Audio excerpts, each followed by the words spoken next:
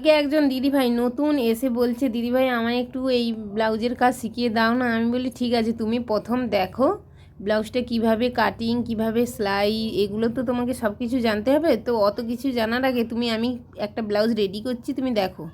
তো ও দাঁড়িয়ে দাঁড়িয়ে দেখছিল, দেখতে দেখতে বলে কি, ইয়ে কি এত মানে আমার দ্বারাই হবে না, কোনো মতে সম্ভব না, এই হিজিবিজি এত ব্লাউজে এত খাটনি।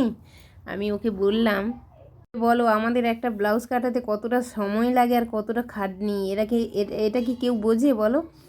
কতটা পরিশ্রম। কিন্তু কেউ যারা ব্লাউজ কাটাতে আসে ওরা প্রথমে এসেই বলে ব্লাউজের এত রেট, কী করে?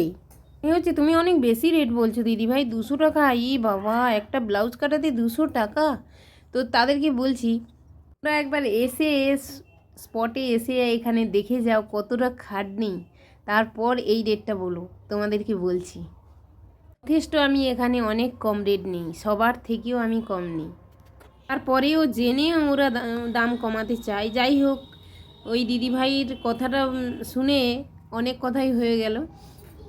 আসল কথায় আসা যাক, ওই দিদিভাই এসেছিলো, তো ওকে বললাম দেখো আমি যে এই যে আজকে এই জায়গায় এসেছি, আমি কি প্রথম কাজ শিখেই এসেছিলাম? আমাকেও তোমার মতো, তুমি যে এইরকম শিখতে এসেছো, তোমার মতো একদিন আমাকেও অন্য জায়গায় যেতে হয়েছিল শেখার জন্য, বুঝেছো? ওকে বুঝিয়ে বললাম, মনে জোর না থাকলে কোনো দিন কিন্তু কাজ শিখতে পারবে না। ইচ্ছে আর মনের জোর, এই দুটো জিনিস যদি থাকে তুমি বেরিয়ে যেতে পারবে।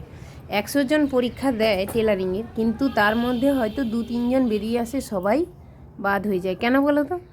এই মনের জোরটা না থাকলে কেউ কিন্তু করতেই পারবে না। আমি যখন নতুন কাজ শিখেছিলাম, আমার বাবার বাড়ি থেকে আমি 45 মিনিটে চণ্ডীপুর যেতাম, ওখান থেকে আবার রিটার্ন আসতাম, এত রোদ্দুর তখন দুপুরবেলা, ওখান থেকে আসতাম। আজ এই জায়গায় এসেছি আমার বড়দির জন্য, আর আমার মা বাবার সাপোর্ট তো আছেই।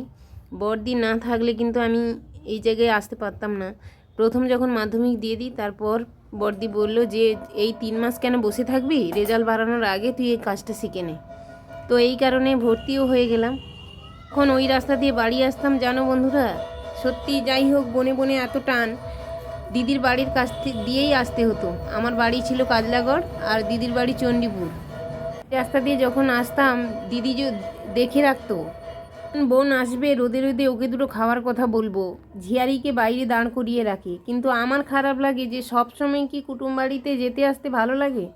কিন্তু না দেখা করে লুকিয়ে চলে আসার ভান করি, কিন্তু ধরা পড়ে যায়। অনেক কাহিনী, জীবনে অনেক কষ্ট করেছি বলে আজকের এই জায়গায় আসতে পেরেছি। এই যে বললাম, মনের জোর আর ইচ্ছে না থাকলে কোনো কিছু সম্ভব নয়। তো চলো, ভিডিওটা অনেক বড় হয়ে গেল, এখানে আমার জায়ের মাকে আমি খেতে দিয়েছি। চলো, আমার ভিডিও যদি ভালো লাগে চ্যানেলটিকে ফলো করে পাশে থেকো, নিত্য নতুন ভিডিও পেতে অবশ্যই চ্যানেলটিকে ফলো করে পাশে থাকবে।